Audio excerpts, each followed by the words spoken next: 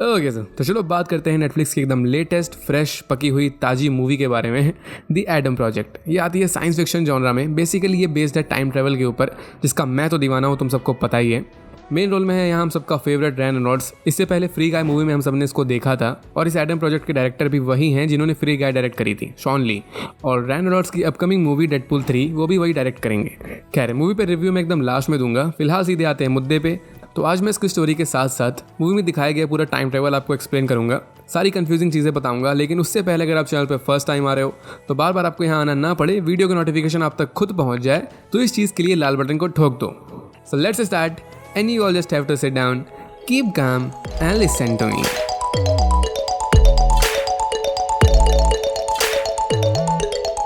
तो movie start होती है अपने को ईयर 2050 को दिखाते हुए, मतलब बहुत आगे का फ्यूचर।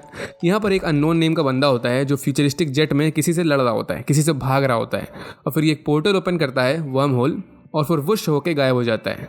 और फिर यहाँ से अपने को दिखाते हैं प्रेजेंट टाइम, मतलब 2022 वाला टाइम। यहाँ पर छोटा बच्चा होता है एक एडम, जो अपनी माँ के साथ रहता है, एली। इसके फादर की कुछ टाइम पहले ही डेथ हो गई थी एक कार एक्सीडेंट में, जिस वजह से एली अब तक अपने हस्बैंड की मौत के गम में होती है, लेकिन इसलिए एक सिंगल मॉम बन के घर को अच्छे से चला रही होती है। हालांकि एडम ये देखने में भले ही क्यूट हो, लेकिन इसको अपनी माँ से बात करने की बिल्कुल तमीज़ नहीं होती। मतलब कभी कभी ये बहुत रूडली वे में बात करता है। तो फिर ऐसे ही एक रात जब घर में कोई नहीं था, एडम अकेला था, तो इसके घर में एक बंदा चोरी छुपे घुस जाता है। जो हमें मूवी के स्टार्ट में दिखाया गया था वही था ये। और अपने को इसीलिए समझ में आ जाता है कि यह नॉन पर्सन एक टाइम ट्रैवलर है, क्योंकि लास्ट टाइम जब हमने इसको देखा था तो ये ईयर 2050 में था, लेकिन अब तो ये साल 2022 होता है, मतलब ये पास्ट में आ चुका होता है। तो अपने को यहाँ पता चलता है कि ये बड़ा अननोन बंदा और कोई नहीं बल्कि एडम ही होता है, वही छोटा वाला एडम, लेकिन इसका फ्यूचर वर्जन। ये दोनों सारी चीज़ें सेम तरीके से करते हैं, दोनों के पास सेम इनके फादर की वॉच भी होती है। तो इससे प्रूफ हो रहा होता है कि दोनों सेम ही पर्सन हैं, बट डिफरेंट टाइमलाइन के। एक होता है छोटू वाला वर्जन, मतलब 2022 का, और एक होता है लगभग इससे 3 साल बड़ा वाला वर्जन, बिगर वर्जन 2050 का। और मैं इसीलिए यहाँ पर छोटे वाले को छोटा एडम बोलूँगा और बड़े वाले को बड़ा एडम, सिंपल। तो अब यहाँ क्वेश्चन आता है कि आखिर बड़ा एडम फ्यूचर से पास्ट में क्यों आया और कैसे आया। ऑब्वियसली मटर गश्ती करने के लिए तो आया नहीं होगा, तो सच में काफ़ी सीरियस मामला होता है। ये बड़ा एडम ये अपनी वाइफ लॉरा को ढूंढने के लिए आया होता है, जो पास्ट में आके लापता हो गई होती है। सीन ये होता है कि फ्यूचर में ये बड़ा एडम और इसकी वाइफ लॉरा, ये दोनों जेट पायलट्स थे। फ्यूचर में एक कंपनी होती है जो टाइम ट्रैवल कंट्रोल करती है, इस पर भी आगे बात करेंगे। तो ये दोनों हस्बैंड एंड वाइफ उसी कंपनी में पायलट्स होते हैं। लेकिन फिर एक मिशन में लॉरा ये पास्ट में गई थी 2018 में, लेकिन वहाँ पर कोई एक्सीडेंट हो गया था या फिर कोई कांड हो गया था, जिस वजह से लॉरा वापस अपने ओरिजिनल टाइमलाइन में नहीं आ पाई थी। कंपनी ने सिंपल वे में एडम को बोल दिया था कि लॉरा का जेट टूट गया था, जिस वजह से उसकी डेथ हो गई थी, वो वर्म होल से क्रॉस नहीं कर पाई। लेकिन एडम ये इस चीज़ पे बिल्कुल भी बिलीव नहीं करता।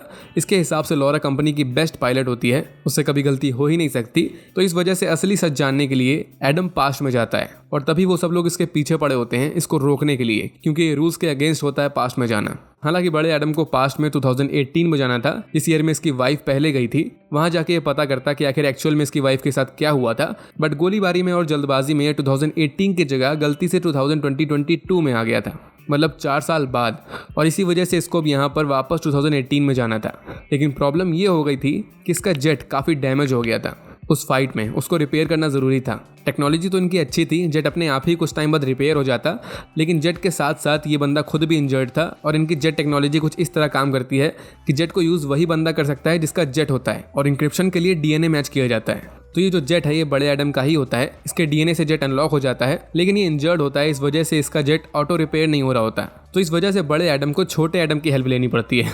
दोनों सेम पर्सन होते हैं, मतलब दोनों का सेम डीएनए होता है, और छोटा एडम ये बिल्कुल सही होता है, फिजिकली फिट होता है, तो इसके डीएनए से जेट अनलॉक हो जाता है, और साथ में ऑटो रिपेयर भी होने लगता है। तो कुछ टाइम होता है इनके पास, क्योंकि जेट रिपेयर होने में टाइम लगता है, और साथ में इस बीच बड़ा एडम इसकी चोट भी हील हो रही होती है।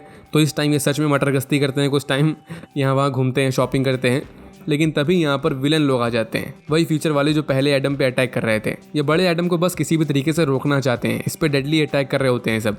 लेकिन इसी बीच में आ जाती है एडम की वाइफ, बड़े एडम की, ऑब्वियसली छोटे एडम की तो होएगी नहीं ना। तो लॉरा यहाँ आ जाती है, और ये दोनों कपल्स फिलहाल सभी को पेल पाल के भगा देते हैं। तो ये लॉरा यहाँ क्या कर रही होती है, तो आंसर इज सिंपल, वेट ही कर रही होती है अपने हस्बैंड का, और क्या ही करेगी ये फ्यूचर से 2018 में ट्रैवल करके आ गई थी और फंस गई थी। तो अब 4 साल बीत चुके होते हैं, मतलब 2022 आ गया होता है, और अब जाके इसको अपना हस्बैंड दिखा होता है। तो यहाँ पर आगे बात करने से पहले पूरी मिस्ट्री पे बात कर लेते हैं कि आखिर वो विलेंस कौन है और यहाँ पर टाइम ट्रैवल का झोल क्या है। तो मूवी में अपने को जो टाइम ट्रेवल दिखाया गया है इसको इन्वेंट किसी और ने नहीं बल्कि एडम के फादर ने किया होता है। इनका नेम होता है लुइस रीड। ये एक साइंटिस्ट थे, क्वांटम फिजिसिस्ट थे। तो हुआ ये था कि 2018 में लुइस एक चीज़ पे रिसर्च कर रहा था, इलेक्ट्रोमैग्नेटिक पार्टिकल एक्सेलरेटर, पता नहीं कैसे बोल दिया मैंने। इस चीज़ से होता ये है कि वर्म होल क्रिएट हो जाता है जिसके थ्रू टाइम एंड स्पेस में ट्रैवल किया जा सकता है। इस चीज़ का डेमो अपने को मूवी के एकदम स्टार्ट में दिखाया गया था। तो ये इलेक्ट्रोमैग्नेटिक एक्सेलरेटर ये एक मैथमेटिकल एल्गोरिथम से चलती है, जिस एल्गोरिथम को स्पेशली लुइस ने क्रिएट किया था, मतलब एडम के फादर ने। और इस एल्गोरिथम की नॉलेज इसने किसी और के शायद शेयर नहीं करी थी। बस वो एल्गोरिथम एक क्रिस्टल हार्ड ड्राइव में होती है जो उस एक्सेलरेटर से कनेक्टेड होती है। तो ये पूरी रिसर्च थी, ये पूरा प्रोजेक्ट था जिसको लुइस ने नेम दिया था दी एडम प्रोजेक्ट। सिंपल वे में इसने अपने बेटे का नाम यूज़ किया था और सरप्राइजिंगली यही मूवी का नेम भी है। वाह, मुझे तो कोई आइडिया नहीं था इसका। एनीवे, ये जो पूरा प्रोजेक्ट है लुइस का, तो इसको फंड कर रही होती है एक महिला माया सोरियन नेम से। इसकी खुद की कंपनी चलती है, पूरी बिजनेस वुमेन होती है ये, और इसी कंपनी के अंडर लुइस भी वर्क करता है, तभी उसका साथ देती है उसकी पार्टनर बन के। लेकिन माया के साथ सीन ये था कि इसको ये जो पूरा टाइम ट्रेवल वाला प्रोजेक्ट है ये इसको अपने अंडर करना था, मतलब सारा क्रेडिट खुद खाना था। तभी याद होगा मैंने बताया था कि एडम के फादर मतलब लुइस, इनकी एक कार एक्सीडेंट में मौत हो गई थी। तो वो इसी इवेंट के बाद हुई थी जब लुइस ने इस टाइम ट्रेवल वाले प्रोजेक्ट को पब्लिक कर दिया था, मतलब दुनिया के सामने बता दिया था। तब उसके बाद लुइस की डेथ हो गई थी। तो अब समझदार लोग यहाँ समझ जाएंगे आराम से कि वो कार एक्सीडेंट माया ने ही करवाया था। हो सकता है ऐसा अपने को कंफर्म बताया तो नहीं गया, क्योंकि मेन विलन होती है यार ये मूवी की। इसको लुइस को बस रास्ते से हटाना होता है और सब जानते हैं कि टाइम इज एवरीथिंग। तो माया को बस टाइम पे ही राज करना था और इसके पास तो अब टाइम ट्रेवल करने का पूरा टोटका भी होता है। लेकिन इसको इतने में ही खुशी नहीं मिलती, इसको और चाहिए होता है। फ्यूचर टाइमलाइन में जो ये माया थी ये पास्ट में 2018 में आके अपनी पास्ट वाली वर्जन को टिप्स दिया करती थी कि तुमको कैसे क्या करना है। उसको इन्वेस्टमेंट प्लान बताती थी ताकि ये और रिच हो सके और पावर गेन कर सके, मतलब इसको और पावरफुल बनना होता है बस। तो अब यहाँ पर कोई कन्फ्यूजन ना हो इसलिए पहले ही मैं टाइम ट्रैवल एक्सप्लेन कर देता हूँ यहाँ पर कि कैसे वर्क करता है यहाँ का टाइम ट्रैवल। तो एक्चुअली एकदम सिंपल थ्योरी है इसकी। बड़ा एडम बताता है कि यहाँ पर सिर्फ एक ही सिंगल टाइमलाइन है जिसमें सब कुछ होता है। सेक्रेट टाइमलाइन बोल सकते हो, मतलब पास्ट प्रेजेंट फ्यूचर सब एक ही टाइमलाइन में बिलोंग करता है। इसका मतलब अगर किसी ने पास्ट में जाके कुछ छेड़खानी करी तो उसका इम्पैक्ट सीधे पड़ेगा फ्यूचर में और प्रेजेंट में भी, मतलब basically present and future change हो जाएगा। लेकिन यहाँ एक बेसिक क्वेश्चन आता है जो छोटा एडम पूछता भी है कि क्या यहाँ मल्टीपल टाइमलाइंस या मल्टीवर्स वाला कोई सीन है कि नहीं। जैसे एंड गेम और लोकी में अपने को दिखाया गया है कि अगर सिंगल टाइमलाइन में कुछ चेंजेस किए गए तो उससे न्यू टाइमलाइंस क्रिएट हो जाती हैं, पैरेलल वर्ल्ड बन जाते हैं। तो लकीली ऐसा कोई लॉजिक इस मूवी की टाइमलाइन में नहीं होता। अगर मल्टीवर्स का लॉजिक ज़बरदस्ती इस मूवी में घुसेड़ते तो मूवी ये कम्प्लीटली बनी ना पाती, स्टोरी इसकी ना बन पाती, क्योंकि यहाँ पर मेन विलन का प्लान ही यही होता है कि इसको पास्ट में जाके फ्यूचर चेंज करना होता है। तो अब सोचो अगर मल्टीवर्स यहाँ पर होता तो जैसे ही वो पास्ट में जाती कुछ चेंज करती तो कोई न्यू पॉसिबिलिटी क्रिएट हो जाती, सिंपली एक न्यू टाइमलाइन क्रिएट हो जाती, तो अपनी विलन बेचारी लटक जाती। तो इसलिए यहाँ पर टाइम ट्रेवल एकदम सिंपल रखा गया है। तो अब यहाँ से ये विलन का एक्चुअल प्लान समझ में आ जाता है कि इसको बस पास्ट में जाके अपनी ओल्डर वर्जन के साथ मिलकर चीज़ें चेंज करनी होती है ताकि फ्यूचर में ये फाइनेंशियली और पॉलिटिकली और पावरफुल बन सके। और साथ में इसको एडम प्रोजेक्ट से लुइस रीड का नेम भी हटाना होता है, वही मतलब कि सारा क्रेडिट खुद खाना होता है। और ये ऐसा क्यों कर रही होती है इसका आंसर भी अपने को दिया गया है मूवी में। तो इसको ऐसे समझो कि अभी जो फ्यूचर टाइमलाइन है तो इसमें माया ये बहुत पावरफुल बन चुकी होती है क्योंकि इसके अंडर पूरा टाइम ट्रेवल प्रोजेक्ट आ गया होता है। लेकिन ये सब इसलिए हुआ होता है क्योंकि माया ने ऑलरेडी पास्ट में जाके पूरा फ्यूचर चेंज कर दिया था। जो पहले की टाइमलाइन थी, मतलब जब माया ने पास्ट में जाके फ्यूचर चेंज नहीं किया था, तो उस टाइमलाइन में लुइस की डेथ के बाद ये पूरा Adam project, time travel project, ये गवर्नमेंट ने अपने अंडर कर लिया था और माया के हाथ में घंटा कुछ नहीं आया था। तो इस वजह से पावर गेन करने के लिए माया ने इस टाइमलाइन को चेंज कर दिया। तो यही चीज़ थी जो बड़े एडम की वाइफ लॉरा समझ गई थी कि माया ये रूल्स के अगेंस्ट जा रही है, पास्ट में जा रही है और पास्ट में जाके अपने पास्ट वाले वर्जन से मिलकर फ्यूचर चेंज कर रही है। ऐसा करना यहाँ के टाइमलाइन में गलत माना जाता है। तो इस वजह से माया ने लॉरा को पास्ट में ही फंसा दिया था ताकि लॉरा माया की रियलिटी दुनिया तक ना पहुँचा सके।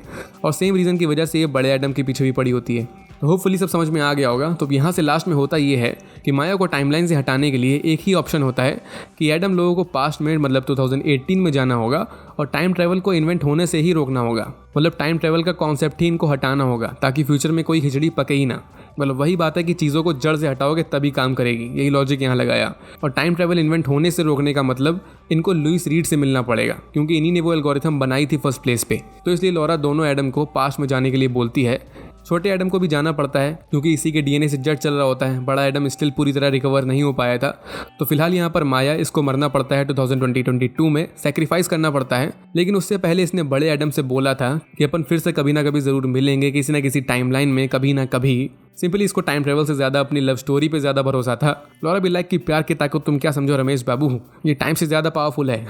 तो दोनों एडम पास्ट में जाते हैं, लुइस से टकराते हैं अपने फादर से, और लुइस इन दोनों को देखते ही समझ जाता है कि ये दोनों इसी की औलाद हैं, मतलब इसी के बेटे हैं, लेकिन फ्यूचर से आए हुए। तो इनका अच्छा वाला मीट एंड ग्रीट होता है। बड़े एडम का थोड़ा नहीं होता, क्योंकि दोनों एडम में हम लोगों को डिफरेंस दिखाया गया है। छोटा एडम जिसने कुछ टाइम पहले ही अपने फादर को खोया था अपनी टाइमलाइन में, तो ये अपने डैड को मिस करता था। बट सेम अदर साइड में बड़ा एडम, इसके अंदर अपने फादर को लेके गुस्सा भरा रहता है, क्योंकि इसके हिसाब से इसके डैड ने इसके साथ ज़्यादा टाइम स्पेंड नहीं किया था, और बड़ा एडम ये आधी से ज़्यादा ज़िंदगी अकेले बिना डैड के रहा। इस वजह से इसके इमोशंस चेंज हो गए होते हैं एज़ कम्पेयर टू छोटा एडम। लॉजिकली देखो तो सही चीज़ है। खैर, तो अब ये दोनों एडम अपने पिताश्री को मना लेते हैं कि अपनी एडम प्रोजेक्ट वाली रिसर्च बंद कर दो ताकि फ्यूचर सेव हो पाए। तो ये सब जाते हैं माया की फैसिलिटी में, जहाँ पर वो बड़ा सा इलेक्ट्रोमैग्नेटिक पार्टिकल एक्सेलरेटर रखा होता है, और यहीं पर वो क्रिस्टल हार्ड डिस्क भी थी। अगर ये लोग एक्सेलरेटर को डिस्ट्रॉय करते तो माया उसको दोबारा किसी और से बनवा लेती, बट हार्ड डिस्क के अंदर एल्गोरिथम थी जिसको सिर्फ लुइस जानता था और इसके अलावा कोई और नहीं जानता था। तो अगर ये हार्ड डिस्क को डिस्ट्रॉय करेंगे तो माया लटक जाएगी। Big brain time. लेकिन यहाँ काफ़ी बवाल मच जाता है जब माया अपने लोगों के साथ इन पे अटैक कर देती है। छोटे एडम की वजह से एक्सेलरेटर की वॉल टूट जाती है, जिससे सारी मैग्नेटिक चीज़ें इनकी तरफ खिंचने लगती है। लेकिन लास्ट में माया तीनों बाप बेटों को, मतलब एक बाप दो बेटों को, लेकिन दोनों बेटे तो एक ही हैं, अरे तो समझ जाओ यार, कि तीनों रीड्स को गन पॉइंट पे ले आती है। यहाँ पर दो माया होती हैं, पास्ट वाली और फ्यूचर वाली। तो फ्यूचर वाली माया शूट करती है लुइस को, लेकिन वो बुलेट मैग्नेटिक थी जिस वजह से वो डाइवर्ट हो जाती है एक्सेलरेटर की तरफ, और पास्ट वाली छोटी माया को गोली लग जाती है और वो मर जाती है। और मरते ही फ्यूचर वाली माया की एग्जिस्टेंस भी खत्म हो जाती है, क्योंकि वही वाला सीन है जो बताया मैंने कि एक ही टाइमलाइन है यहाँ पर। पास्ट से अगर कुछ गायब हुआ तो इसका मतलब फ्यूचर से भी गायब, तो इस वजह से माया का चैप्टर खत्म यहाँ पर। तो एक तरीके से ये एडम और लुइस, इन लोगों का मिशन यहाँ पर सक्सेसफुल हो जाता है। टाइमलाइन से माया भी खत्म हो गई और साथ में टाइम ट्रेवल वाला कॉन्सेप्ट भी। तो अब ये तीनों साथ तो होते हैं, बट एडम को पता होता है कि कुछ टाइम में ये भी गायब हो जाएंगे, क्योंकि पास्ट चेंज हो चुका है और ये फ्यूचर से हैं, तो इनकी एग्जिस्टेंस भी खत्म होने वाली ही है। थोड़ा टाइम लग रहा है लेकिन हो जाएगी। तो जितना टाइम इनके पास बचा होता है ये गेम खेलते हैं, क्योंकि लुइस कभी अपनी रियल फैमिली को टाइम नहीं दिया करता था, लेकिन जितना टाइम इसके पास बचा है अब ज़रूर देगा।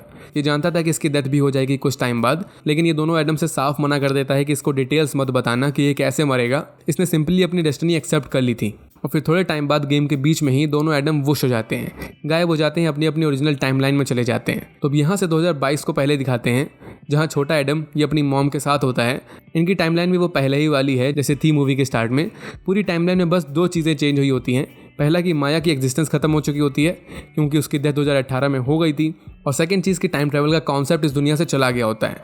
तो बड़े एडम ने पहले छोटे एडम से बोला था कि अपनी माँ से अब तुम कायदे से पेश आना, वही है तुम्हारे पास जो है। तो इसलिए छोटा एडम अपनी मॉम को बड़ा सा हक देता है। यहाँ ऐसा नहीं था कि इसको वो बातें याद थी जो बड़े एडम ने इससे बोली थी, इसको कुछ भी याद नहीं था। वो पास्ट और फ्यूचर सब कुछ चेंज हो चुका है। हमें एक सीन दिखाया गया था जहाँ लॉरा ने बड़े एडम से बोला था कि हम चाहें अभी फ़िलहाल के लिए अलग क्यों ना हो जाएं, लेकिन फ्यूचर में हमारे अंदर से एक आवाज़ ज़रूर आएगी कि हमें क्या करना है, क्या सही है। तो वही अंदर वाली आवाज़ शायद छोटे एडम को आई होगी, तभी इसने अपनी माँ को हक किया। और सेम वे में बड़ा वाला एडम, इसने पहले अपनी स्टोरी बताई थी कि ये लॉरा से फर्स्ट टाइम कैंपस में मिला था, जहाँ लॉरा गलती से दूसरी बिल्डिंग में आ गई थी। वहीं से इनकी लव स्टोरी स्टार्ट हुई थी। तो अब अगेन सेम चीज़ होती है, अपने को बड़े एडम की टाइमलाइन दिखाते हैं तो लॉरा अगेन रॉन्ग बिल्डिंग में आ जाती है और एडम से टकरा जाती है, और फिर इसके अंदर से भी कोई आवाज़ आती होगी जिस वजह से उससे बात करता है। फिर होपफुली अगेन यहाँ से इनकी लव स्टोरी स्टार्ट हो जाएगी, हो ही जाए अच्छी बात है। तो मूवी तो इस पॉइंट में एंड हो जाती है। हालांकि यहाँ पर हमें मूवी से डेफिनेटली एक चीज़ सीखने को मिलती है कि टाइम इज़ एवरीथिंग, और टाइम बहुत कम भी है। तो जितना टाइम है अपने पास अपने लव्ड वंस के साथ बिता लो, पता नहीं कब क्या हो जाए। मूवी में पहले एडम से लॉरा 4 साल बाद मिलती है, लेकिन तभी कुछ टाइम बाद ही इनको अलग होना पड़ता है। सेम एडम के फादर वाला सीन भी है। वो अपनी रिसर्च में इतना बिजी था कि अपनी फैमिली को टाइम ही नहीं दिया करता था, और इन दी एंड उसकी डेथ हो गई। और बड़े होकर एडम के अंदर अपने फादर को लेके गुस्सा आ गया। तो इस वजह से जितना टाइम है आपके पास उसको अच्छे से यूज़ कर लो। एनीवे, तो अब अगर फाइनली रिव्यू की बात करें तो मुझे तो पर्सनली मूवी काफ़ी पसंद आई। रायन रेनॉल्ड्स की कॉमेडी भाई कभी भी निराश नहीं करती। बंदा चलता फिरता सरकाज़म है। मूवी की स्टोरी भी ठीक थी, टाइम ट्रेवल कॉन्सेप्ट भी ठीक था। एन्जॉयमेंट के हिसाब से अगर मूवी को देखो तो पैसा वसूल तो है मूवी। माना बहुत ज़्यादा औसम नहीं है, लेकिन फिर भी अच्छी है। खैर, ये तो मेरे थॉट्स हैं, बट आप क्या सोचते हो मूवी के बारे में मुझे कमेंट बॉक्स में ज़रूर बताना। और वीडियो अगर पसंद आई हो तो as usual like and share ज़रूर कर देना, और कुछ भी पसंद आया तो सब्सक्राइब भी कर देना। क्या करो जाकर, अभी इतना बड़ा लेक्चर दिया टाइम पे तुमको। तो मिलते हैं नेक्स्ट वीडियो में, तब तक के लिए stay tuned and bye bye.